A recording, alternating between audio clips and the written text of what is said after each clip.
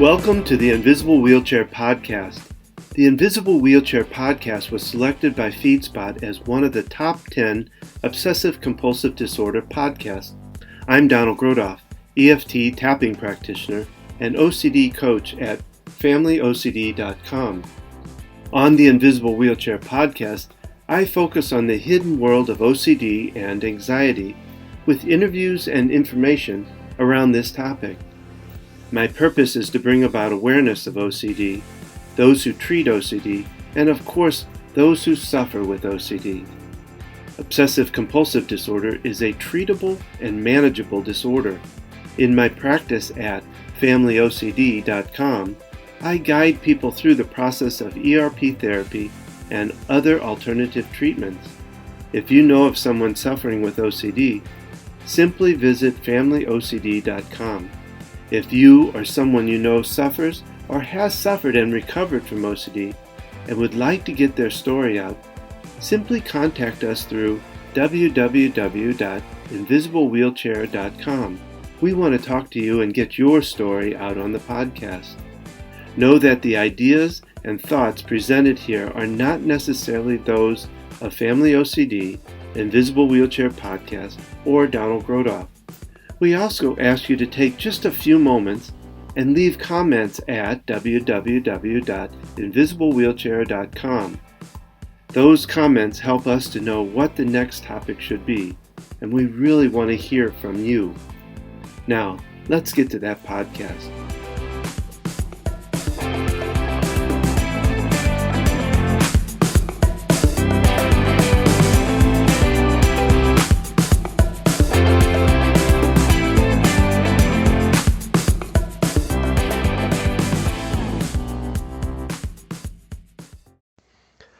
This podcast was recorded January 6, 2021.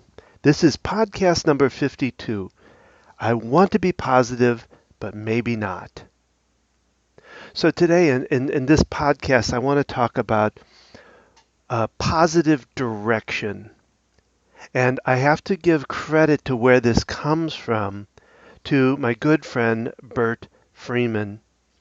Bert has a company called Talk Associates, and he developed this idea of positive direction. Well, I should say he developed it. I'm not sure about if it was strictly his development or not, but that's where I got it from, and I want to give him the credit on that. Again, it's Bert Freeman with Talk Associates. But the idea is positive direction. You know, a lot of people come into my practice to work on their anxiety or whatever, and they'll tell me, you know, I don't want to talk negative. I really just want to tap on the positive. And that's a great idea because, you know, we want to be positive. We want to have a positive feeling about ourselves. There's just one kind of problem with that is that, you know, the negative tends to come in and take away from that. You know, I call my negative the little munchkin on my shoulders, that when I try to think of positive, or I try to do something positive, my little munchkin is there to kind of kick me in the side of the head and go, but that ain't going to work because do you remember, or you can't do that, or you don't have enough of that, or you don't have enough money, or whatever the negative message is, just shot down any kind of positive thought. Some years ago, many years ago actually, when I was in sales, I used to try to do positive affirmations in front of the mirror. You know, I'm such a good salesman. I want to make $1 million this year. Those kind, you know, trying to do positive affirmations to boost myself up. And that little munchkin man on my shoulders used to tear me up. You can't do that. You remember that sale you messed up last week, last month, whatever it was? Or you don't have enough money. You don't have the time. You don't have the talent. Whatever it might be, it would just knock that affirmation right into the hole. So that's what I say. You know, what I say to those clients that come in that want to only talk positive is, you know what? That's a great thought. But as long as the negative is there, it's going to knock you down. And then what happened was, too, is I did a workshop, one of my own workshops, that I invited Bert, my friend Bert Freeman, to come talk to that workshop, and he brought up the positive direction. Well, before the workshop, before the presentation, Bert called me up and he said, "Hey, I want to go through my presentation with you so that you know what I'm going to talk about and see how it fits in and all that," which is great. And so he did a presentation where he showed me a PowerPoint, and one of the slides in the PowerPoint showed a cup, or not a cup, a glass of water half filled. It's only half the water inside the cup or glass. So looking at this glass of half-filled water, Bert asked me, "What do you think the positive way of stating about that glass?" I said, "Well, it's half full." And he said, "What is the positive way of looking at it?" And I said, "Well, it's half full." He goes, "What if your goal is to have an empty glass?" And he said, "Wouldn't the goal then be, wouldn't you look at that as half empty?" I thought, well, that's interesting. So then the next slide was a picture of a gear shift, which had P, R, N, D, L, I think, something like that on it. You know, it was a gear shift out of a car, automatic. And he said, what would you consider the positive on those letters? And I pretty quickly said, well, D for drive. He said, what if your goal is to get out of the driveway? It would be R for reverse. So what the point of it was that it was your goal of where you were going, and you wanted to head in a positive direction towards your goal. And I thought that was so brilliant that I now teach this in the work I do when I'm working with somebody in getting themselves to a better place, getting past their anxiety. We talk about positive direction. So, their goal may be way up high. I always use as an example the idea of somebody that is lividly angry. They're so angry they want to kill somebody, let's say. I'm just as an example now. But their goal or their idea is to be happy, joyously happy, maybe. So those are very, very stretched apart. One is over here and one is way over there, or way up there. Let's say way up there and way down. Livid is way down there, and that joyous is way up there. So you want to get to the joyous place.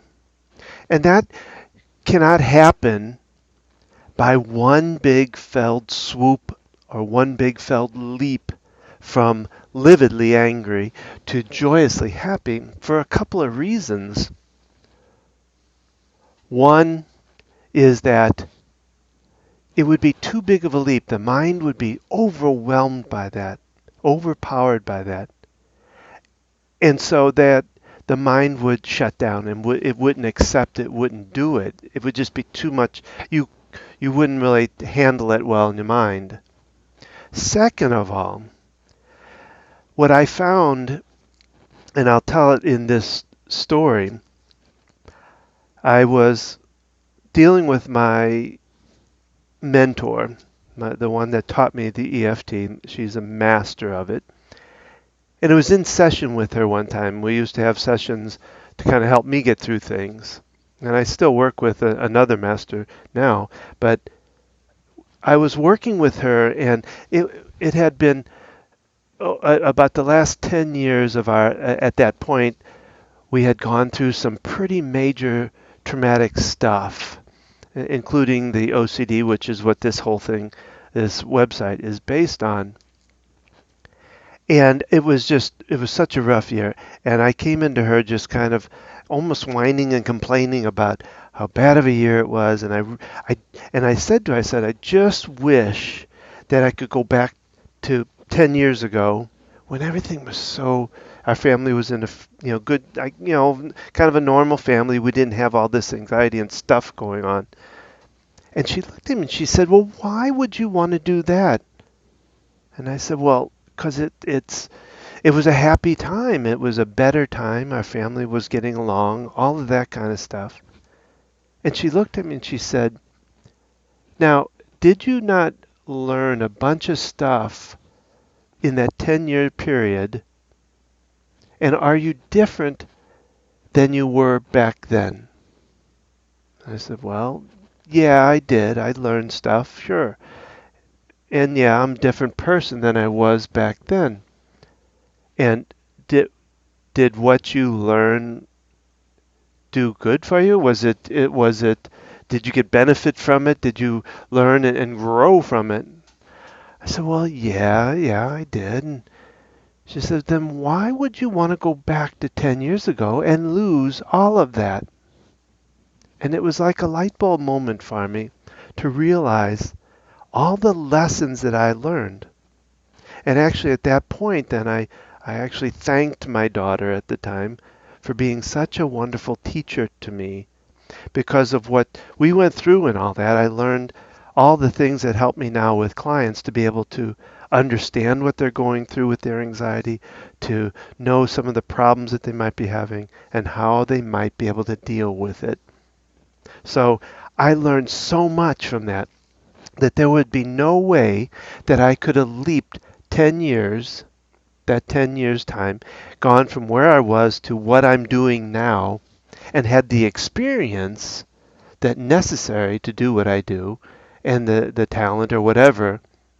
So it was very important that I went through those times.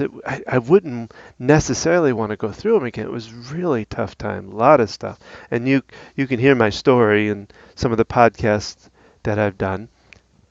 So what this positive direction means is that you take small steps to get to that, from the lividly angry to the joyous place are small increments or small steps.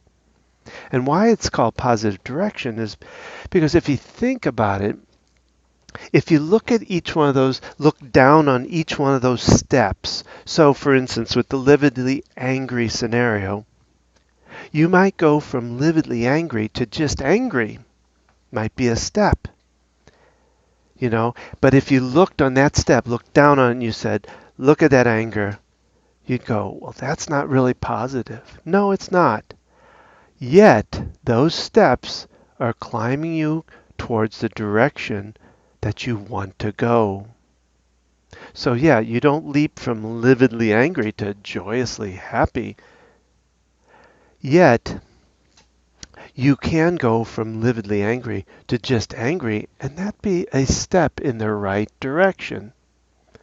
And the reason I bring this into this particular podcast is because with OCD and dealing with ERP and dealing with any kind of treatment really with anxiety, it's little steps that make a difference. We've talked about ERP and how it takes a lot of time. It's very methodical. The steps are slow. The progress is slow. But it gets you to where you want to go, a positive direction. With my daughter's ERP, it was methodical, tiny steps. She'd have to, like I think I explained in one of the podcasts, like she couldn't touch things. She couldn't touch we couldn't take her to the therapist because she couldn't get in the car. She couldn't even touch the handle on the car to open it or the handle on the door. So what we had to do as part of ERP was take a picture of that door handle, and that first step was just looking at the picture, which drove her crazy, and sit with it. And it took us, especially on the first time, it took us a couple of weeks just to get past that step. of doing it every day, a couple times a day, every day. So it's methodical, but it steps in a positive direction. And that's what positive direction is all about. Because we want to lead to a place of positive direction. We also have to understand, I think, in the positive direction that it's like anything, it's two steps up and one step back, or three steps up and one step back sometimes. Or you may go climb some steps, 4 or 5 steps, and then reverse a step or two. But it's still heading in the right direction. There was a thought that every decision that we make, we tend to classify as good or bad, really still progresses us forward. You know, uh, that I read a lot on with Neil Donald Walsh, who wrote a book called Conversation with God. Don't go into that so much, but he brings up this fact of that each thing progresses us forward. He talks about each minute is a death of that minute, and it will never be back. We move to the next minute, the next thing. And whether it's bad or good, it moves us to the next thing. So it's our life really, truly is moving constantly forward. It just doesn't feel good sometimes. It moves us in a negative way forward, but it's still moving us forward. So this concept of positive direction to me is excellent, and it's something I think we, especially when we're dealing with anxiety, OCD, that we have to be aware of, that we have to really follow to understand what it's going to take to get us past this thing. Because we have to get past it to see that there's the other side of it, and it takes time. It takes a lot of time. It doesn't happen overnight, and we got to look for these little increments of change, these little positive directions. It's very important because we can't make the big leaps. And trust me, I know the big leap scenario. We did it in ERP. They call it flooding, where you just go at the biggest thing. If you're afraid of touching things, you just put your hand on it and touch it anyway, right away, kind of thing. Something like that. I'm not perfect on flooding because I don't really like it a whole lot. But that doesn't work. That's too big of a leap. And like I said, we discovered that we were, and I think I talk about this in one of the other podcasts, but with my first daughter, that when we were going through it, it was a really tough thing. And like I said, she couldn't touch things. Library books were not something she could touch. There was a whole story behind every library book. It had been touched by a person who touched something, and it was so we were working on that and we were doing the very methodical thing. Like I said, I think we had a picture of one. First, I think we just went through the thought of, a library book, that kind of thing. Well, one Saturday, she and I were working on that premise of, going through the steps, and she kind of progressed through steps really fast that day. We had made it to the point of she could look at a book and I think put the edge of her finger on a book, and it was okay. It wasn't tremendous, but it was okay. But this particular Saturday, she was really revved up that she could touch it and it really wasn't feeling it. And I said, could you put, a couple fingers on it? And she did that, and she felt pretty good about it. So, we were texting the therapist and asking her, what should we do? Is this okay? Etc. And she said, well, if she's okay with it, maybe you could step forward. Well, we took a big leap, and she grabbed the book, opened it, and looked at it. And she did really good. She was like, I can handle this. And we thought, we were celebrating, dancing up and down, and all that kind of good stuff. And so the day went fine. She was really happy about it and all that. The next morning she got up, and you would have thought we had, bombed her room or something. I don't know. It was just, she went ballistic on it, and it sent her backwards probably 6 months, where she got on the couch and couldn't get off. She couldn't touch anything, and we had lost all the progress we had made with everything that we had worked on. So I understand the leap too big can be dangerous, and so it needs to be a positive direction. It needs to be slowly but surely heading towards the direction that you want. So that's positive direction. It's something to think about. uh, the methodical way of approaching anxiety and getting past it, getting to where you want to be.